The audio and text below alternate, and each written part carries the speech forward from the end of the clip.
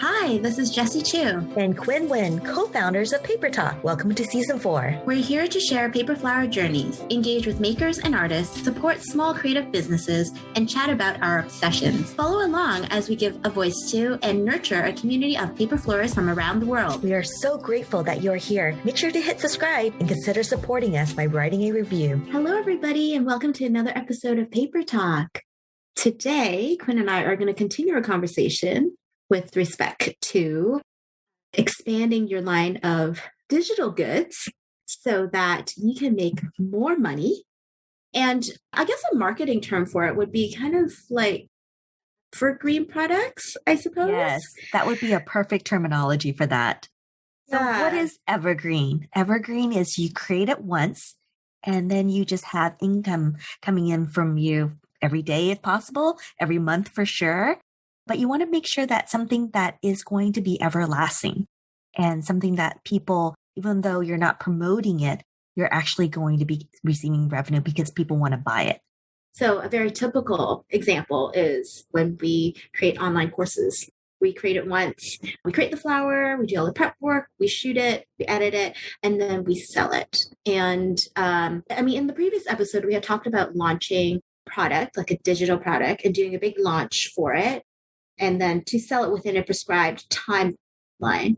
But some of these digital products don't have to necessarily be sold just within like two weeks or something. It could be just listed and then people can just buy and buy and buy. And the great thing about that is that you'll find as you grow your following and as people subscribe to your newsletters and they know more and more about your products, they'll buy one and then they'll buy two. And it just keeps on. It's kind of like I call it my like very reliable source of income because I know that every month X amount of money is going to come from my online courses. And I found at the beginning, like when I was creating my courses, it was kind of like the first launch, a lot of people would buy, and then it would kind of like taper off. But I found as I've continued to make online courses over the courses of the next couple of years, it kind of snowballs, kind of like Pinterest, where now people start discovering you, and then you've got this pool of people who either know your work or they've just gotten to know your work, and then they see what you offer and they just buy. So I think it's a really great way of doing something once, great example of doing something once and then continuing profiting from the 5 hours, 6 hours, 10 hours that you invested in making that product. Exactly. Yeah, the Posy Box is a really great example where I have multiple tutorials from different instructors. So there's a good variety. And I've made it once, I invested it once, and now I'm just getting almost regular income coming from it. So it's a really great thing. So think about a really great tutorial or something that has made you go viral on Instagram. Think about how you can turn that into something that people would want to buy over and over again. Yeah. Some other things to think about is, for example, if you're doing prints or something, and I know not a lot of us do, but something to consider, leveraging your art in different ways, using different mediums. But if you were doing, let's say, prints of images of your flowers, or you're doing phone cases, right? You put an image of your flower on your phone case, or cards, stationery, right? Gift wrap, clothing, tights. There's so many things now. There's a ton of print on demand companies that you can actually link to your e-commerce site, or you can build your own print on demand shop within their platform. So there's tons of those, right? Like Printful, Art of Wear, and then some other ones like Society6, more like Etsy. So they're more like marketplaces for handmade goods, but specifically for print on demand products. But I mean, the great thing about those things is you literally like take a photo, edit it once, post it up, and then a lot of times even those print on demand platforms can then like automatically create it into different shapes and different products. And you'll see examples of what it looks like and stuff. And you can list it on sale on your website. And you literally just make it once and people can buy. They just click and buy. And you don't have to do anything at all. And all you get is, you get a little bit of a profit. You can adjust and determine what that profit is by changing how much you're selling it for. But isn't it cool how you literally don't need to make anything, but do it once? And I think it's so powerful, especially when you are expanding your business because you can only have so many hours in a day. And Exactly. we were just talking about as you get older, like it's really hard to make things over and over again. It's like you get repetitive stress syndrome, right? Exactly. So being able to do something like that, where you're using your art in a different way, not just, selling the product, but, teaching, obviously, surface design, pattern surface design, stuff like that. I think it's a great way to add a different revenue stream to your business. The good thing about having these other types of income streams, for example, these evergreen ones, is that they might not be subject to the same barriers of why people might not purchase your paper goods. For example, your paper flowers might sell an arrangement, let's say, might sell for hundreds of dollars, and shipping is difficult too. And so some people might not be able to afford to buy it, one, and you might not be able to ship, let's say, an installation. Like Quynh loves making installation. You can't ship that, but you can take photos of it and you can create your own art from these photos. And so the barrier to purchasing those are likely a lot lower because they're also going to be likely to be priced at a completely different price range. So that will also mean you can capture different audiences Like and international audience. Yeah, expand your market. There are some people who just they want to decorate something on their wall, but let's say you don't offer anything to offer any paper flowers for your wall. Well, maybe they can order a print from you and now they've got something on their wall. So I think it's a great way to test out the market as well and see what your avatar are, like who's following you, what do they want to see from you? Because a lot of the cool thing about Evergreen is that you make it once. And so people who don't buy it, they don't buy it. But there are going to be people who buy it, as opposed to you physically making, like, let's say 10 flowers and nobody buys it. You've already expended like hours of your time making those 10 flowers. But same with print on demand is if nobody buys it, you don't need to have anything in the inventory. Like you don't need anything in your house. You don't need to buy anything. You don't need to put there's no much money up front. Exactly. So if people buy it, it's a plus. It's just pure profit. And you don't have to pack. You don't have to do any of that stuff. So something to think about as well. And you're probably thinking, well, how do I find out what my customer wants? You guys, Instagram has polls and surveys that you can implement in your own manner. You can throw in your photos, you can have conversations, you can record videos of you talking and throw up polls to say, hey, would you guys like stickers from me? Would you like mugs, shirts? And just put it out to your audience, because really you want to find out more why your followers are following you and what they really want from you, because they're following you because they like you and they want to support you. But how can they do that when you don't have all these amazing products? And the thing is, invest on that research before you actually spend actual dollars to produce something. Because what if it flops and doesn't work out? It probably meant you didn't know your audience as well as you thought you did. So do your due diligence and ask your audience what they want from you.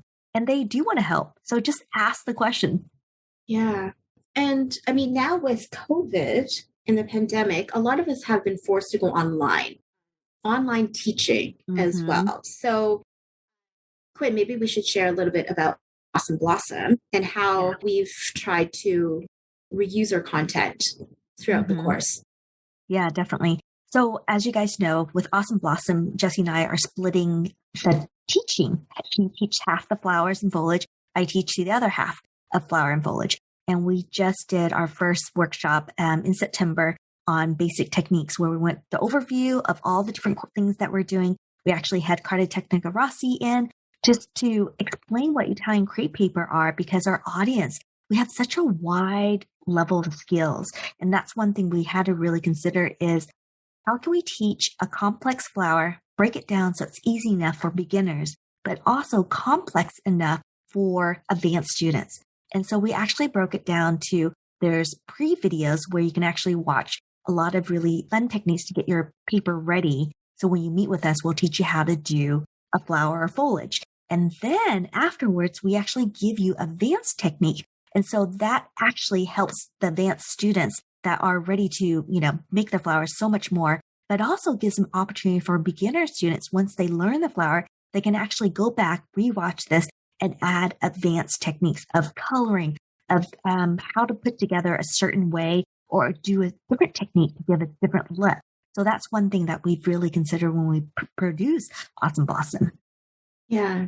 And so when we were thinking about, okay, how do we create this online workshop so that it's unique and that we can also monetize later on? Because with these types of workshops, what we wanted to make sure was, well, because it is live, we need to make sure that our students are consistent. Like we can't have moving students, students coming in and out and in and out. That would be very difficult to monitor and manage a group.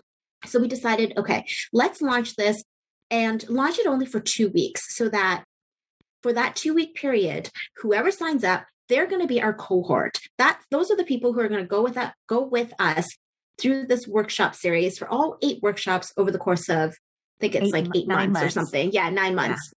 But then what are we going to do afterwards? Because we spend so much time preparing the tutorials, creating the flowers, writing it up, creating all the graphics, then actually demonstrating everything, right? Live, having pre-workshop videos, advanced videos, doing a lot of stuff, really. So much. Too much stuff, a lot of stuff, a ton of stuff. We're managing a community as well. We're putting all this platform together. How can we make sure that we can continue to monetize and not just sell it once and that's it? Because if you're going to sell it once and then that's it, that's a lot of time invested in product that really you could use over and over again. Exactly. So that's why we decided we're not just going to do it live. It has to be recorded so that in the future, if we're going to release it again, it can be released without us doing anything other than to let people know that we're selling it. Exactly. So that is Evergreen. So you do it once, and then we figure out a way to reuse that content. And even Quynh was saying like, oh, maybe we can use the pre-workshop videos in a certain way. Maybe those can be sneak previews. Maybe that can be part of the YouTube, just like small basic techniques to show. And I think that's how you have to approach all of your digital content is how do I slice it up?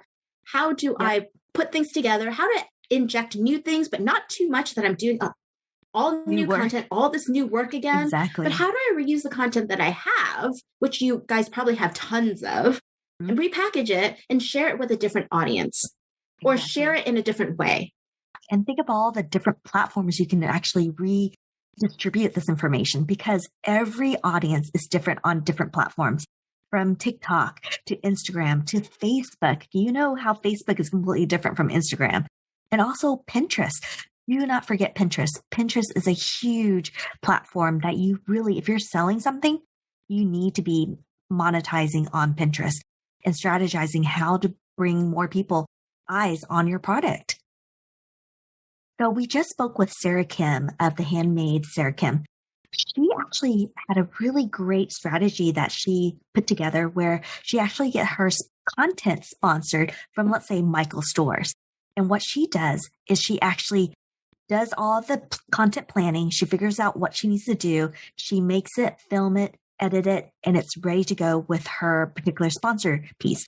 Then what she does is she's asked permission from her sponsor where she can take that information, not do the same video, of course, but maybe change the color of the flowers, but then she'll film it again so it fits her, pretty much she's personalized it so it fits her feed and who she is. And she's been able to use that particular content and maybe monetize it on a little bit more by creating a template that people can actually purchase and make it the very own. So think about how you can use all these different contents because I know, if you've been in business for several years now, you have a lot of content. It's probably stored on your phone, probably in the iCloud. Look back on your history. One thing I do is I did a lot of content for my cherry blossom, and it was with 6 different stores. And I have all this video and all this footage. And now, you guys, I actually have a cherry blossom tutorial that people can actually purchase. So what I do is I have all these great video footage and professional photos that was taken. I take it, I ramp it up, and then I say, hey, if you guys want to make this, here's the tutorial that you can actually purchase. So it's already done and it drives more traffic to this because you do need to shine a little bit of light and market your product for people to buy it. Sometimes it gets a little bit lost because sometimes people don't see things. So give yourself a little toot and says, hey, here's the product. Come buy. Yeah. No, so true. The template thing is such an amazing way to secure evergreen income, especially if you've got videos for it, whether it is a paid video or a free video. And we know that Sarah does a lot of those free videos. On YouTube, which she monetizes. Yeah, yeah. And I was just thinking about, like, you could do the same thing with IGTV. Now that you can have longer videos on IGTV, it could very well be the video that you sell, but it's like a really fast version. So, or snippets of it. So you're reusing what you've already shot that is for paid, but you're just showing other people, you know what, just snippets of it or really fast versions, so fast that they really are just enticed to buy and go to your real video. And then just have a link in your profile, direct link to your shop or to that tutorial or to the templates that you mentioned on IGTV. And that itself is evergreen. You're not selling on your shop, but you're selling through IGTV or Instagram. But the eyes on that, but you only create it once. That's I think the key to evergreen is that you're not expending time creating it over and over again, but you're creating it once and you're able to distribute it to a wide audience, and audience that keeps on coming back as well to purchase. Yeah, exactly.